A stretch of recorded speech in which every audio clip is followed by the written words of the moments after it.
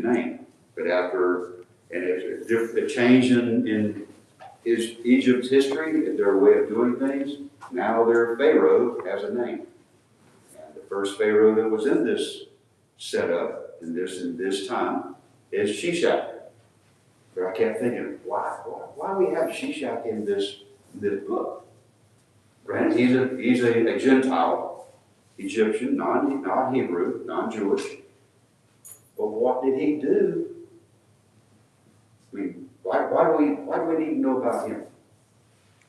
Well, there's a lot of things he did, actually. He was involved with a lot of the Israeli kings, or...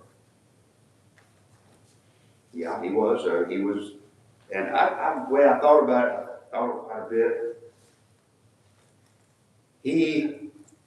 All of the kings, that wasn't just Egyptian, it was all the kings in the whole area were opportunists. And even today, we have the same thing going on. If somebody trips, you get his wallet. That's basically how they act. Don't help him up. Get his wallet and run. That's the way the countries do today. That's the way they did then. Shishak is in Egypt. And one thing I want to let's back up to the previous Queen of Sheba. I made the comment, I felt like she was from Egypt, but I rethought that because we go into this lesson here. I did the math. Solomon reigned for 40 years. In the 4th year of his reign, he started building the temple. It took 20 years to build the temple and his house. Okay, that puts it at year 24 of 40. The way I understood it, maybe I'm wrong, but Queen of Sheba shows up and asks him the hard questions like we studied Wednesday night around, I'm going to say, year 24, after he'd built the temple. So somewhere after the year 24 of his reign, she shows up. And by the 40th year, he's done. He's dead. And after that, we have Rehoboam and who's your favorite one, Greg? Crazy Jerry. Yeah, I got that guy. Yes. Those two go into power. And it's within 5 years of Jeroboam taking over the northern part that Shishak shows up. That's almost a tongue twister, isn't it? Shishak shows up. Yes. 5 years basically after Solomon died. And I thought I had to rethink this. I said, if Queen of Sheba was from Egypt, which I thought that's my thinking, it took her 21 years after she shows up and realizes what greatness the king of Israel is, Solomon, and his God, our God, how great that interaction, how great that whole deal is. And she goes home just, wow, you ought to see what's going on over there in Israel. And 21 years later, Shishak is going to pick the bones off of what's left. It just didn't, I thought to myself, would that really, if she went home with that much respect for Solomon and God, would it just 21 years is all it took for them to be trying to pick the bones off of what's left of Israel? Of course, God's involved also because he made some predictions about Solomon. Yeah, you're going to lose it. You're just not in your time, but in your descendants' time. But then again, I didn't do the math on Ethiopia.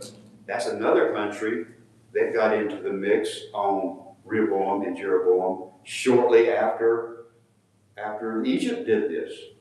So if she was from Egypt, it didn't take her 21 years for things to fall apart, and whoever took over after she did had no respect for God and Solomon and everything over there. If it was Ethiopian, which she could have been, it took a little bit longer, but almost the same scenario.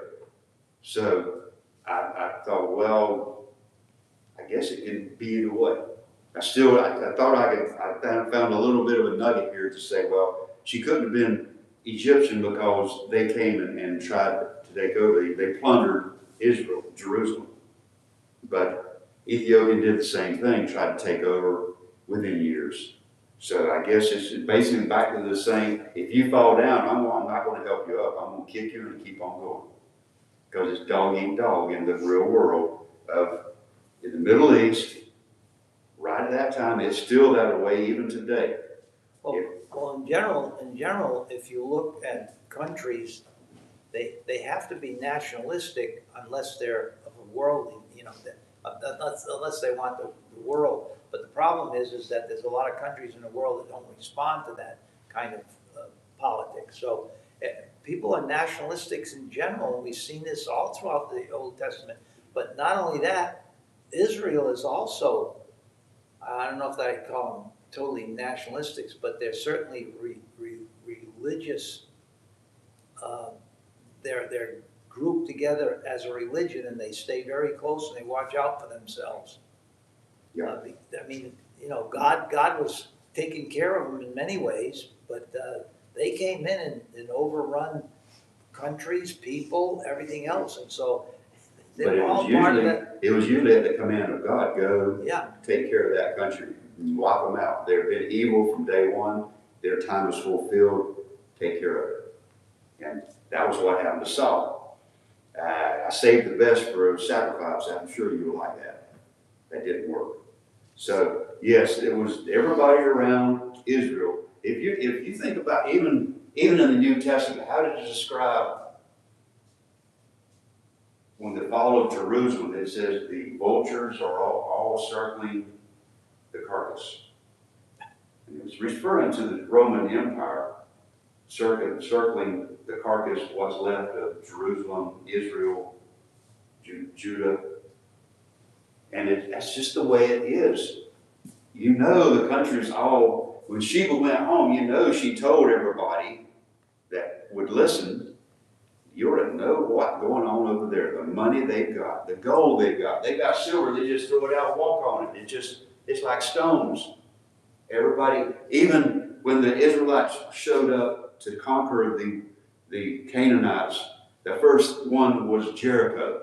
And they already knew what happened in Egypt. And that was 40 years prior. So yeah, they taught. You ought to see what's going on in Jerusalem, man. They've got gold everywhere. You should see the temple. So these countries, you stumble, I'm going to go over there and pick up the pieces. That's what they, now why were they in that predicament? You mentioned it. Because Solomon and what he did, he took on wives and everything else that he wasn't supposed to. He had 700 wives and 300 concubines. 300 concubines, but that wasn't the main problem. The problem that he built temples for all of their gods that his wives worshiped back wherever they came from. And God originally said, don't get involved with it. Don't even get involved because they'll draw you away from me. Well, they did that to Solomon, the smartest man that ever lived, and he fell for that trap. That's what Marie asked last night when she said, he's supposed to be so intelligent, the number one smart guy, and he doesn't even follow God's law. No, and that's where God said, you messed up. I will take the country from you. You're going to lose your country. What does that tell us, Randall? What does that tell us when Solomon could fall away from God's law? That means that intelligence in and of itself is not a factor as far as people. There's so many people that we hear today that have doctorate degrees, and they're telling us that certain things are so, and the Bible teaches certain things and everything else. And the answer is, hey, you don't have a doctor's degree, Leo, or you don't have a doctor's degree, Randall. This guy's got a doctor's degree. Don't argue with him. No, intelligence doesn't set a standard for believing God's word. No, and the main thing, you follow God with your mind or you follow God with your heart. And I know in the Bible the heart is the mind, but you know what I'm saying.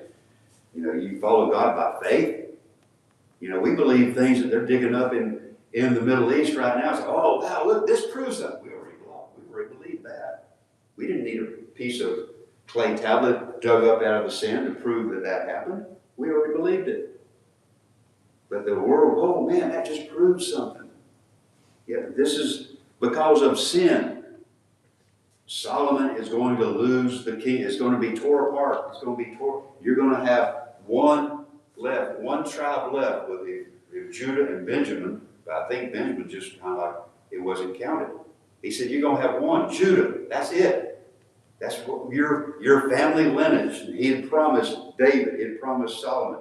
You'll always have a king. You will always have a man on the throne. Well, that could have been foretelling Christ. But he did work it out where there was always a Judah king on the throne in Judah. And he didn't do it because of a promise made to Solomon. He said, because of David's sake, that's why he's Yeah, because of David's sake, I'm not going to do it in your lifetime, but your kids are going to really have it. And before Solomon died, what was the reason Solomon was able to build the temple, build his palace, and it just everything was working? What was the main reason he could do all this? God was watching over him. God watching over him, but there was nobody at war with him. He was at peace everywhere. Everything's just calm. So I got time to do this, you know. And before he died, it was already starting to be uprisings, different small city-states or countries trying to take something away, trying to do this, do that. It's already began. And now, yes, ma'am. I was just thinking about the missed opportunity that Solomon had to, apparently, to have that many wives. They had to be with him at least one day, one night.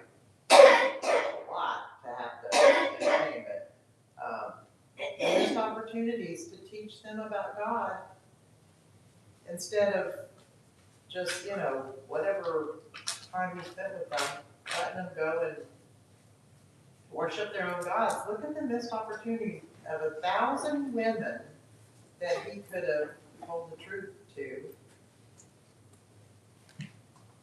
Well, I could say a lot of comments about having 1,000 wives and missed opportunities, but yeah, I'm thinking of one thing, what Britt said years ago. You get up on the table and you pull me up your level, or I'll pull you down to my level. It's a whole lot easier to pull you off that table than it is for you to pull me up on that. Yeah, but he went one step even further than that. Not only did he not teach them about He God. joined them. Yeah, he built He built idols to He their built gods. idols and temples to every one of the gods that's named in the Old Testament in Canaan. Every one of them. And some of them, they call it the abominable god of the Moabites. It's not just this is false god. No, this was evil from the day one. And he didn't just say, well, you go ahead and worship. I'll be there with you. We'll build a temple for it. I got the money. And that's the reason it got tore apart. Now, he said, your servant will have 10 tribes. Your servant. That was Jeroboam. God gave him at least 1,000 days to repent. 1,000 days. At least. I mean, one day per wife. I'm sure he spent more time than that, but 1,000 days he had at least, so he could have changed his tune. I'm thinking the number one question he had when he met one of his guys, said, what's your name? What's your name? I don't remember. No, I don't remember your name. Not a good thing to ask a woman, is it? A wife? No. What's your name? Yeah. 1,000 days, I mean, that's 2 years. That's 3 years. Yeah. But now we have Jeroboam. He's going to have 10 tribes. And we got Rehoboam, which is Solomon's son. He's going to have basically one. He stays in Jerusalem. Shishak shows up. There it is again. And first thing he does, he goes in and he takes all the gold out of the temple. All of the utensils. He pulls the gold off the wall. All the gold shields that Solomon had made, everything goes. Gone. It's gone. And That goes right back. What's the number one problem? Sin. Doesn't matter how smart you are, doesn't matter how powerful you are, doesn't matter how rich you are, sin will take you down. Yeah, it will take, and it will, hopefully it humbles you. Yeah. And here is the number one man in the world, the most powerful king Israel ever had. I think he's more powerful than David. David was a whole lot more God-fearing. But as far as worldly power, this is the number one man right here, Solomon. And Shishak saw the opportunity. He sees that you're fighting in the house. There's infighting, I guess we'll deal with. You got Jeroboam, he's a servant, he's taking part of the stuff. You got Rehoboam, he doesn't know what he's doing. He can't even understand, he doesn't know what to do with the kingdom that he's got. And Egypt is over there. Look at what's going down. Now is the time to strike. And that's what he does. It was a military smart move. Political smart move. I've got the chance to, the world power is falling apart. I might as well get some of it right now. That's what he did. And the Bible talks about, and I think there's archaeological evidence, but he's a very smart guy. He built a lot of infrastructure. He was a good king for his country. He did a lot of things. He did some good engineering work. Shishak. Yeah, talking about Shishak. Yeah, Shishak. And so he was a smart guy. He was intelligent. And he probably had his feelers out, and he knew what to do, and he was a strategist. So, like you said, he knew the time to strike. He didn't go after Solomon when he was strong. No. He went after him when he started to weaken near the end, and he was at his old age too. So we know that. But still, God predicted all this. God said this is going to happen. You know, if you look in, I want to read 2 Chronicles. There, chapter 12. They listed this in the book. And, in verse 1 there, it says, when the kingdom of Rehoboam was established, now Rehoboam is Solomon's son, was established and strong, he and all Israel with him forsook the law of the Lord. And it came about in King Rehoboam's 5th year, because they had been unfaithful to the Lord, Shishak, king of Egypt, came up against Jerusalem. It didn't take long, 5 years. They came up against Jerusalem with 1,200 chariots, 60,000 horsemen, and people who came with him from Egypt were without number.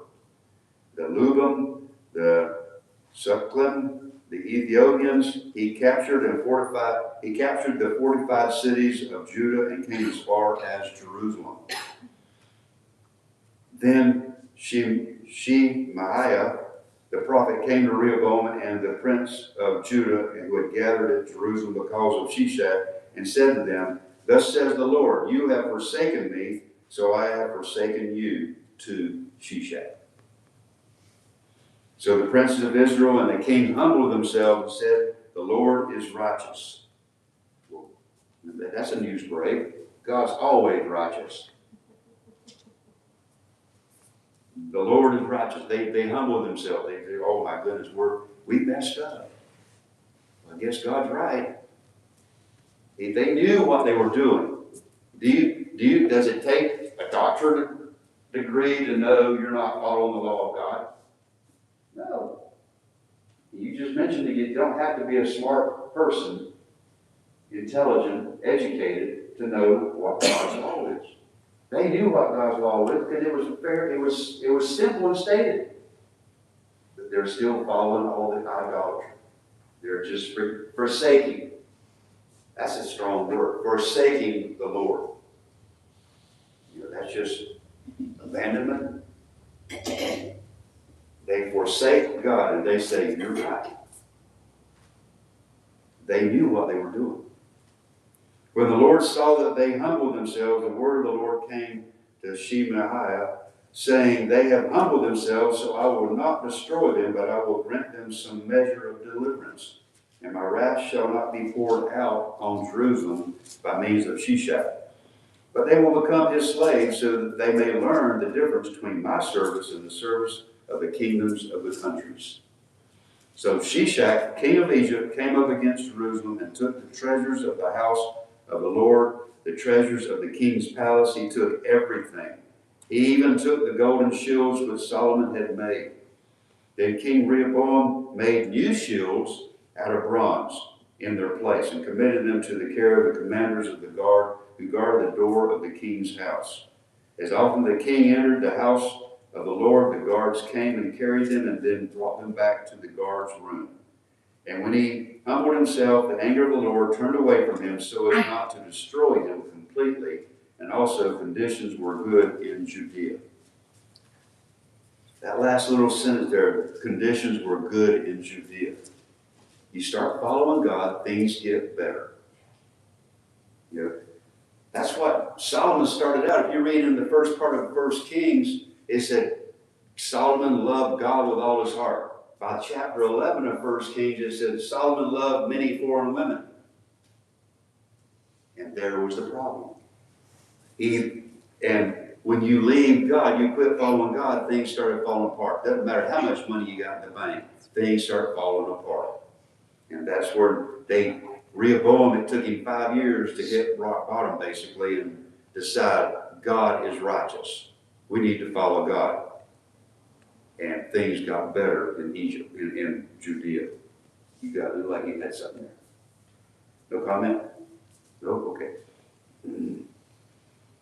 So yes, but the main problem was sin. That's what started it all. You can't bluff your way with God. You know, I like when they said they decided that God is righteous. Yeah. So that was what happened with Shishak. He was used, I think he was used by God to maybe humble these people and let them know that you're not in charge. Yeah, we've got to come to that conclusion too. You know, we're not in charge. God is. We have to come to the conclusion that there's things we can do in our lives, but God is in control. If it isn't like we can save ourselves, there's things we have to do to be obedient to God to save our souls. But it's God's law. All we have to do is follow God's law. I think God has set forth promises. He always follows. He always does what he promised. We have to follow. We have to do our part. It's not like we're automatons, it's not we're robots, but we have several things that we have to do in order to please God. And sometimes if we think that like the once saved, always saved, you kind of start losing your love for God, or you start losing your love for his word. This is the stuff that we're studying now. This is historically what God does to people who start sinning. Now today it's a little different because he doesn't act on us physically. Back then he acted on them physically. He brought in enemies and all this other stuff. But the end result is the same. He abandons those who sin against him. But the nice part about that we read here is that when you humble yourself and realize that you've done wrong, God accepts those who humble themselves and repent. True. And I would argue one point. God still puts in charge who he sits on the kingdom, in the kingdom of God, of men. He puts who he wants in charge. As Daniel proves that. We have elections in this country, but I think God still has control of who does what. And sometimes we get people that's not the most proficient, and maybe it's because we're not doing what we need to be doing. Well, if he might not specifically, but he does put government, or he does put controls in place, because that's what That's what the Bible teaches us, is that God puts these things in place so that man will be civilized. So overall, he's in control. He's in control. People may think, well, I did this, but no. We're still pawns in the whole picture. And they think Greg has used a chess game before. God knows what's happening all the way to the end of the game. I'm sorry, that's just it. He knows every move we're going to make before we make it. Does he control what we make? No, we still make the move we want to make. But he knows, I knew he was going to do that. Now I'm going to pay for it. So this is Solomon. This is Rehoboam. This is Jeroboam. Jeroboam had 10 tribes, a major portion of Israel. And he threw it all away because he was afraid he was afraid that people would leave him. So he made, it was in the city of Dan and the city of Bethel, I believe it was, golden calves. And you guys, you don't have to go to Jerusalem to worship God. You can stay right up here in the northern kingdom and worship right here. We're going to make it as convenient as possible. And you won't ever leave me. And I'll have my kingdom. That was his thinking. And we can make everybody who wants to be a priest, just raise your hand. We'll make you're a priest today, you're a priest. That's the way he did things. The Levites, I thought that was very good of them. They got up and left. They went to Jerusalem.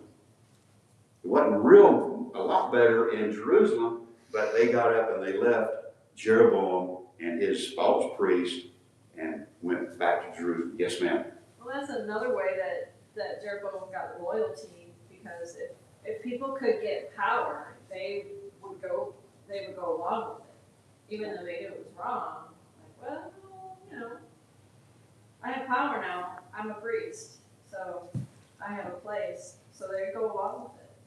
That's how you got their loyalty, by giving them positions. Anybody who wanted to. Any man, you want to be a priest, you can be a priest. Just show up. And that works real good for him for a while. And then it fell apart. And that's why you call him Crazy Jerry, because he had it made. All you had to do is follow God's law, and I'll make you the next David. You'll have a own. It'll be yours. You'll have it forever.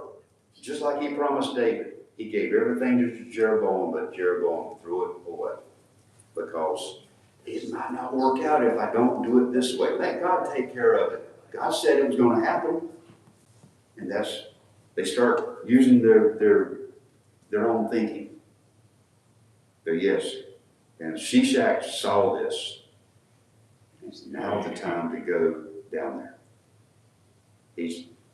Was he evil in that? No, I think God used him, just like he uses all the nations.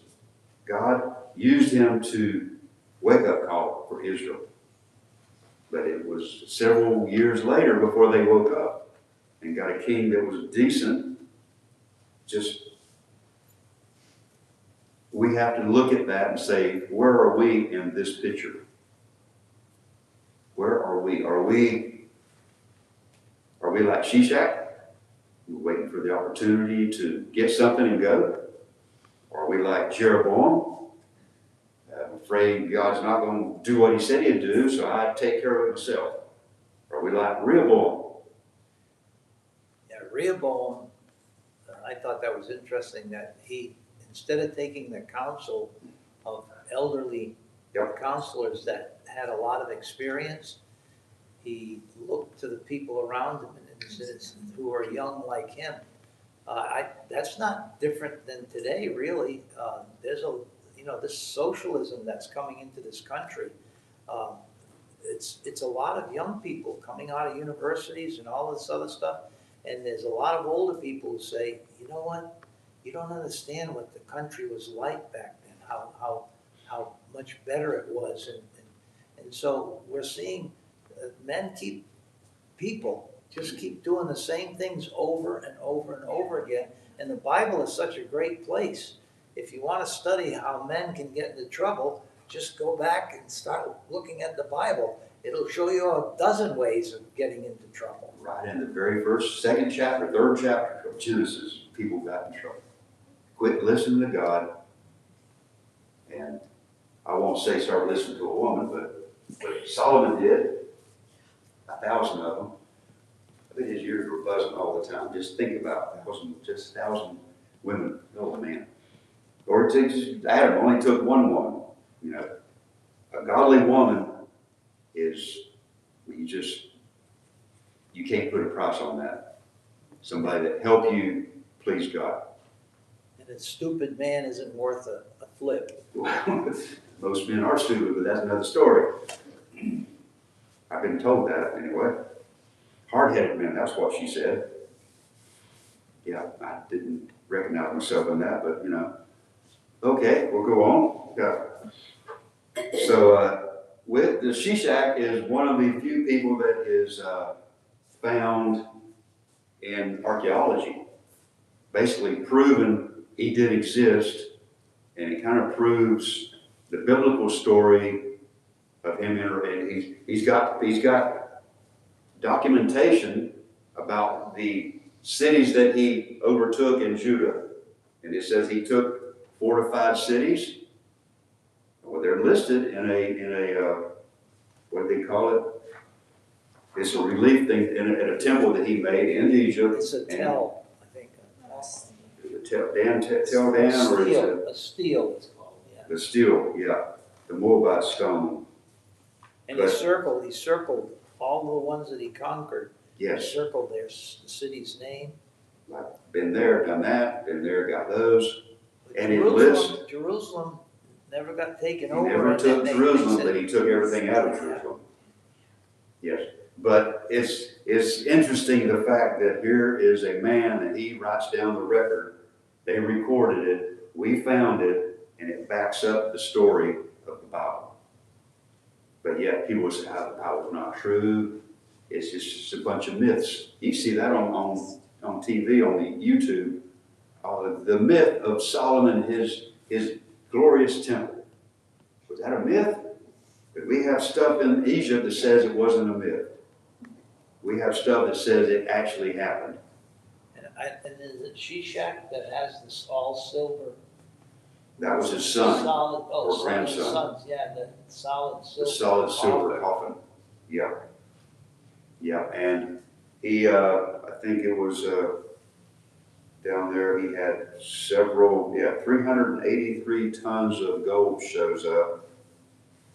And his son gave huge amounts, 380 tons of gold to the temples of Egypt. This is right after his dad plundered the temple. Wonder where all that gold came from. Yeah, it kind of fits, and well, Solomon couldn't have been that rich. Well, where did the king of Egypt get all that gold? And it was just, I don't know, 20 years before he plunders Egypt, Jerusalem, the temple. So it kind of like, it fits. And then the silver, they said silver was as common as rubble in the road. They said everybody had silver. They found big stashes of silver in different archaeological digs in Judea and Israel to this day. That's $46 billion in today's money. $46 billion, 320 tons of gold. Yeah. $46 billion. I almost paid for an aircraft carrier. It's just, but it fits. It kind of cooperates, and it gives credibility to the picture and the story of Solomon. He can't be that rich. Nobody's that rich. But then Egypt does this, and then 20 years later they've got this tonnage of gold. Where did they get it? Think. It came from Jerusalem. So yes, and that was his son, or his grandson, I think, had the solid silver coffin. So he was probably a poor kid. Yeah, just silver. Yeah. So they have the records that corroborate the stories of him doing this in the temple in Jerusalem. They have so it's like, don't take our word for it. Don't take the Bible's word for it. Take Shishak's word for it. He wrote it down. He said it happened. And this was basically a government issued decree. It was amazing that they even found anything, because usually if a pharaoh died, the next pharaoh come along and he would Chop them up. chisel off his face off everything he could find. Your name, take it off. I'm the king now. Everybody, the pharaoh before me, he doesn't even exist anymore. Try and find his name. But here we have Shishak, his name, his account of the plundering of the fortified cities. These weren't just little villages. These were cities that were fortified, had army people, had walls. He took, and he wrote down what he did. And he put it on a tablet. And it's found in Egypt. Well, think about, what did he have, 1,200 chariots? 1,200 chariots. 60,000 horsemen. Just the logistics of having enough food and enough, equipment and everything else. I mean, this guy was, I after reading about him, I have to say I admire his ability to pull all this together. No computers, just sheer probably paperwork or some kind of scroll work or papyrus work or something, but he gathered all of this together. In order to put together a contingency like that today would require a huge amount of logistics. He did that back then, and he conquered. When you conquer a city, you have to kind of reconnoiter again and then go to the next one and keep all your food and everything else coming along. And it was quite an undertaking. Yes, and that was all the way from Egypt to Jerusalem. We talked about that. That's 60 days travel, something like that. With all of those people, yes. 60,000 and 1,200 chariots, and that should have been 2,400 horses probably. Feed, water, in a place that doesn't have a lot of feed or water.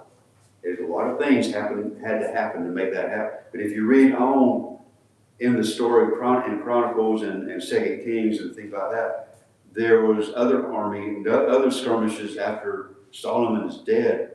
One of them was the one army had 500,000 soldiers, and the other had 300,000. That's 800,000 men that was going together at a battle. And then the Ethiopians, I think it was, they showed up with 1 million soldiers. That's bigger than the U.S. Army today, I believe. I may not be correct, but that's crazy, the numbers. And everybody's got to have a bottle of water and a plate full of rice or barley or wheat or something, a piece of bread. That's just amazing. That's like the children of Israel coming out of Egypt, and they were over 1 million, 2 million strong. They walked out, and they all had to be fed and had to be watered and taken care of and led. But we had a God doing that. These are people doing this. You think, well, maybe the Bible it might be exaggerated or something like that. But when you find things like this in Egypt and in the Middle East, archaeologists, they're digging up the truth. We already know it. We're just confirming what we already know. So the thing is, you get sin in your government, which we've got. You get sin in your life, things are going to fall apart. No matter how good you are, how powerful you are, it's going to fall apart. So that's what I got from the lesson of Shishak. Any other comments? I'm fixing to. I think it says one nation under God. That's what we've always considered America. One nation under God, but I think that's God. I don't know if he's pleased with this country, but our country certainly it has a sinful nature. Even the Muslims look at our country and talk about all the things that we get involved in, the movies, the acceptance we have, the language. We just don't know. That's why it's congregations like ourselves that have to keep a strong and courageous battle going of teaching the truth and living the truth And yes, sometimes it's very, very difficult because more and more people out there don't want to hear that. They And don't want to have morality. what does the Bible say about Christians today? We're the salt of the earth. And what does the salt do? It seasons, It seasons, but it also preserves. And I think, in my mind, that's the only reason America's still standing, because there's Christians here still trying to do what God said to do.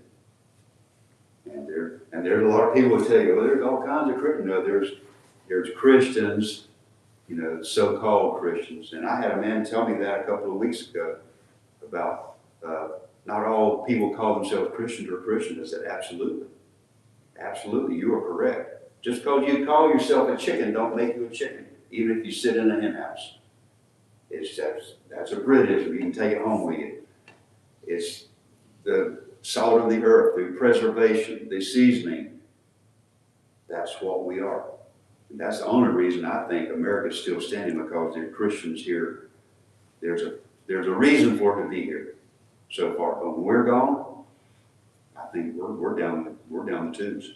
I really do. So, you had your hand up. Great. Well, I was just gonna say that in Deuteronomy, the Lord had warned them way before they were in the promised land, that if they would go crosswise of God, that he would bring enemies to them. So it's not something, Shishak shows up, it's not should not be a surprise. And then God would later tell them, well, this is what I had to do. He tells them before they're even a nation, before they're even established in a place, I'll say that here's the deal. You be faithful to me and you're going to be blessed. And if you don't, here's all the curses that are going to come upon you. And inside of that package of curses is kings coming to conquer you and carry you away and all of that. And so it looks, very much like Shishak was going to have an even bigger victory than he did had they not repented to the degree that they did. It's always a sad thing that it's a degree. They didn't repent like they should have. And out of all the promises that God made, which one did he not keep? The good promises and the bad promises that you don't do right. Right. Which one did he not keep? He kept every one of them. Right. Every one of them. Right. Okay, thank you.